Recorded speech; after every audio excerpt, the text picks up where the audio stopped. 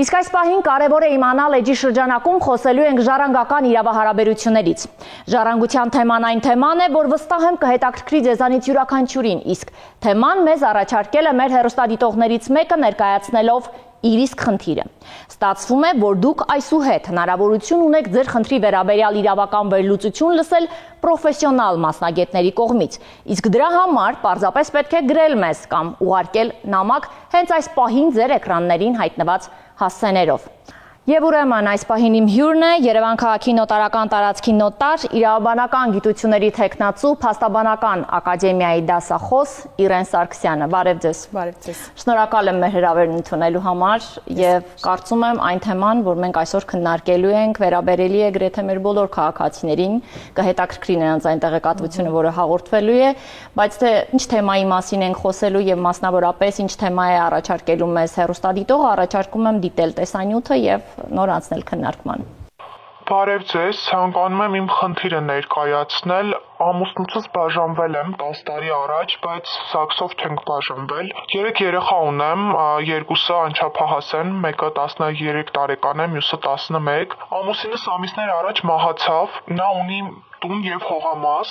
Ես ուզում եմ իմանալ, արդյոք կարող ենք ես եւ երեխաներս ժառանգ համարվել, հաշվի առնելով այն փաստը, որ ամուսնուս հետ փաստացի ամուսնության վկայական ես ունեցել եմ, իսկ իր երկրորդ կինը ոչ։ Ավելացնեմ, որ երկրորդ կնոջից ամուսինս եւս ունի 2 անչափահաս երեխա եւ մեր տեղեկություններով նրանք արդեն ժառանգությունը բացելու դիմում են ներկայացրել տարածքային նոտար։ Շատ լավ։ Դասական իրավահարաբերություններ, որ ծագում են ընտանիքներում եւ քայլերի հաջորդականություն, որ պետք է իմանան մեր քաղաքացիները նմանատիպ դեպքերում։ Խնդրեմ։ Շատ լավ, ըստ էության ժառանգությունը ինքը բավականին հետաքրքիր process է եւ քաղաքացիներին բնականաբար շատ հետաքրքրող եւ ունենք այո կլասիկ օրինակ ըստ իրավիճակի տվյալ դեպքում մենք պետք է հիշենք ես մինչև բուն հարցին վերջնական անդրադառնալը եւ պատասխանելը կցանկանայի նախ տեղեկացնել մեր քաղաքացիներին, որ ժառանգության առաջին հերթի կոնկրետ տվյալ իրավիճակի շրջանակներում եմ ուզում առաջին հերթը ներկայացնել, որ հանդիսանում են առաջին հերթի ժառանգներ, ժառանգատուի երեխաները, կինը կամ ամուսինը եւ ծնողները։ Այս պարագայում, եթե մենք ունենք գրանցված ամուսնություն եւ որքան էլ ամուսինները փաստացի ամուսնալուծված են, սակայն դեռևս պետական գրանցում չկա, ըստ օրենքի նա հանդիսանում է ժառանգ եւ տվյալ իրավահարաբերության շրջանակներում կինը այո ունի հավակնություն ժառանգական զանգվածի նկատմամբ եւ կարող է դիմել նոտարին։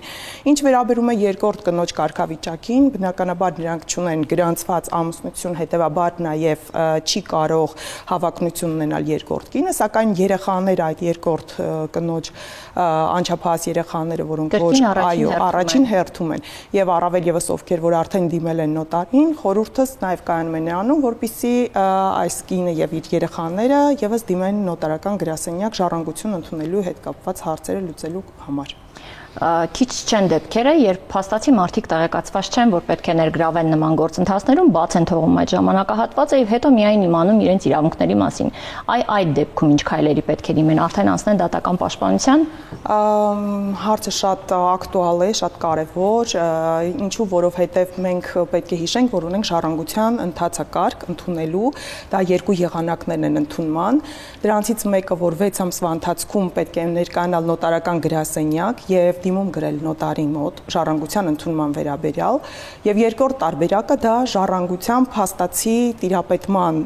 ինստիտուտն է, որը հնարավորություն է տալիս ժառանգին տիրապետման ապացույցներ ներկայացնելու պարագայում ճանաչվել ժառանգություն ընդունած ժառանգ։ Հավելեմ նաեւ, որ տվյալ իրավահարաբերության շրջանակներում արտադատական կարգով նոտարական, այսինքն կարգով, այո,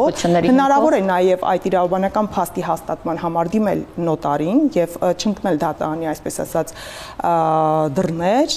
որպեսզի իրավունքները վերականգնվի։ Եվ եթե անձը փաստացի տիրապետել, այսինքն կատարել է այնպիսի գործողություններ, որոնք վկայում են ժառանգական զանգված ակտիվ տիրապետելու գործողություններ կատարելու մասով, այդ ապացույցների ներկայացնելու պարագայում հնարավոր է իհարկե նաև փաստացի տիրապետման հիմքով ժառանգություն ընդունել։ Եվ այստեղ նաև կցանկանայի տեղեկացնել մեր հանրությանը, որ անգամ տիրապետման այդ ապացույցները պետք է կատարված լինեն ժառանգատուի մահից 6 ամսվա ընթացքում։ Նշեցիք, որ քիչ չեն դեպքերը, երբ հենց ավելի վաղ ծագած իրավահարաբերություններից է բխում հենց այս խնդիրները, այսինքն քաղաքացիներ, ովքեր տեղեկացված չեն եղել, օրինակ, որ մահացած պապիկի կամ մահացած հոր ունեցվածքը տնօրինելու իրավունք ունեին եւ պետք է փաստացի այդ գործունեությունը իրականացնեն եւ հիմա նոր փորձում են նման քայլեր իրականացնել։ Այ ապացույցների ինչ շրջանակ է պետք, որոշ չափով հասկանալի որպեսզի լինի մեր քաղաքացիների համար։ Մենք օրինակ դեպք ունեինք, քաղաքացին մեզ ահազանգել էր եւ նշում էր, որ ընտանեկան գրքույկում եւ իր մայրն է գրանցված եւ ինքն է գրանցված, սակայն որևէ գործողություն այդ ընթացքում իրենք չեն կատարել եւ հարևանը փաստացի կարողացել էր հողամասը քաղաքապետարանին դիմելով եւ տարբեր նման իրավական գործընթացներ կատարելով իր անունով անել։ Այս դեպքում քաղաքացին ինչ քայլեր եւ ինչ ապացույցներ պետք է ներկայացնի, որովհետեւ բաց է թողել եւ 6-ամսյա ժամկետը եւ բավականին ժամանակ փաստացի այդ գույքը տնօրինելու եւ տիրապետելու հետ կապված որևէ գործարք եւ գործունեություն չի իրականացրել։ Ուրեմն օրենսդիրն ինչ է ասում, այն դեպքում, եթե առհասարակ որևիցե եղանակով ժառանգությունը չի ընդունվել, ստացվում է, որ ժառանգը բաց է թողել ժառանգության ընդունման ժամկետը։ Իսկ բաց թողնելը դա նշանակում է ոչ 6 ամսում դիմում տալ, ոչ էլ փաստացի տիրապետել։ Հիմա այս դեպքում միակ տարբերակը, որպեսզի հարգելի ճանաչվի այդ իրավունքի բաց թողումը, դա դատական կարգով, եթե ընդունած ժառանգ չունենք, որովհետև օրենսդիրը տալիս է հնարավորություն, որ եթե կա ընդունած ժառանգ, ժամկետում ընդունած ժառանգ, ապա տվյալ ժառանգի համաձայնության պարագայում այդ ժամկետը բաց թողած ժառանգը, մյուս ժառանգը կարող է վերականգնել իր իրավունքը արտադատական կարգով, այսինքն նոտարական կարգով։ Իսկ եթե չունենք ընդհանրապես համաձայնություն ընդունած ժառանգի, բնականաբար դատական կարգով վերջինս պետք է փորձի իր իրավունքները վերականգնել, որովհետև երբ որ մենք խոսում ենք փաստացի տիրապետումով ժառանգության ընդունման մասին, շատերը մտածում են, որ այդ ժամկետը, որ անցնում է, բայց թեկուզ տիրապետել են, համարում են բաց թողած։ Չէ, բաց թողումը, երբ ընդհանրապես չկա տիրապետում, որովհետև տիրապետման կարևոր կոմպոնենտը դա գիտակցված ակտիվ գործողությունների ամբողջականությունն է, այո, որպեսզի ժառանգական զանգվածը իրեն դարձնելու, այսպես ասած,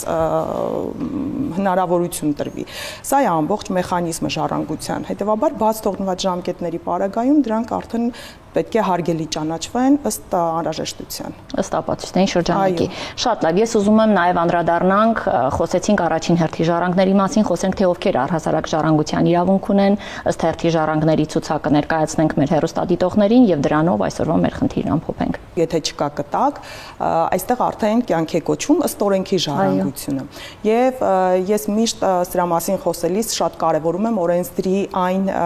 կարգավորումը, որ նա առավելություն է տալիս կտակին, ինչու, որտեղ ասում է այն դեպքում, եթե չկա կտակ, նոր բացվում է ըստ օրենքի ժառանգությունը։ Այո, որը շատ կարևոր է։ Դա մարդ իր կենդանության օրոք կյանքի, այսպես ասած, իր գույքի ճակատագիրն է որոշում։ Տվյալ պարագայում, եթե արդեն չունեն կտակ կամ ամբողջ գույքը չի կտակված, անցնում ենք ըստ օրենքի ժառանգման եւ այստեղ արդեն օրենսդիրը տալիս է 4 հերթի ժառանգման հնարավորություն, որտեղ ըստ հերթերի կարող են հրավիրվել ժառանգության։ Առաջին հերթի ժառանգների ցանկում է, ինչպես արդեն ես նախկինում ասեցի, ժառանգատուի կինը կամ ամուսինը, երեխաները եւ ծնողները։ Այստեղ թոռները ներկայացման իրավունքով կարող են հրավիրվել ժառանգության։ Ներկայացման իրավունքով դա մեկ այլ ինստիտուտ է, որտեղ հնարավորություն են ունենում, այո, ժառանգատուի ժառանգը մահացած է ավելի վաղ, քան ժառանգատուն եւ ապա երեխաները կարող են դիմել ժառանգության ներկայացման իրավունքով։ Երկրորդ հերթի ժառանգներն են ժառանգատուի քույրերը եւ եղբայրները, այստեղ նաեւ համահայր, համամայր քույրեր եւ եղբայրները եւս ունեն հնարավորություն հավակնելու ժառանգական զանգվածի նկատմամբ։ Որովհետեւ մեր հեռուստադիտողների համար պարզ լինի, մենք խոսում ենք տարբեր հայրերից կամ տարբեր մայրերից ծնված երեխաների մասին, որոնք կրկին համահայր եւ համամայր են համարվում։ Երրորդ եւ չորրորդ հերթի ժառանգները եւս թվարկված են օրենսդրությամբ եւ բնականաբար առաջին ըստ հերթականության դրանց բացակայության կամ հրաժարվելու դեպքում հաջորդ հերթը հրավիրվում է ժառանգության ընդունման։ Սա է հիմնական մեխանիզմը։ Եվ ժառանգության ընդունման ժամկետը կրկին չենք մոռանում, որ դա 6 ամսյա ժամկետն է եւ ժառանգները առհասարակ իրենց այդ իրավունքը իրացնելու համար պետք է 6 ամսում համապատասխան գործողություններ ձեռնարկեն։ Շատ լավ։ Իհարկե ժառանգության թեման այն թեման է, որի վերաբերյալ տարբեր պատմություններ կարելի է ներկայացնել եւ շարունակ խոսել այդ իրավահարաբերությունների մասին, բայց կարծում եմ մեր հեռուստադիտողը ստացավ իր հարցի պատասխանը եւ կկարողանա այսուհետ կողմնորոշվել, թե ինչ քայլերի կարող է դիմել